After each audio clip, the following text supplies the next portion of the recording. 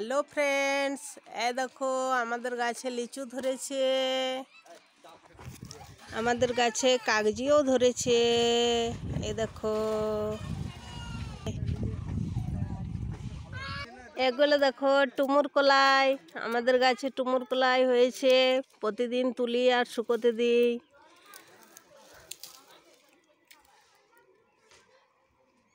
এই দেখো কাল্লা গাছে কাল্লাও ধরে গেছে। এ দেখো পুঁই বীজ পেকে গেছে। এ দেখো কামরাঙা গাছে ফুল ফুটেছে। এ দেখো সপেদা গাছে সপেদা ধরেছে। আমার ফুল গাছে ফুল ফুটেছে। মৌসুম্বি গাছে মৌসুম্বি ধরেছে। আমাদের আম গাছে আম ধরেছে। এই একটা কাগজি গাছ, ফল ধরেনি এখনো। এটা পিন্ডি খেজুরের গাছ, ডাম ধরেছে খুব সুন্দর।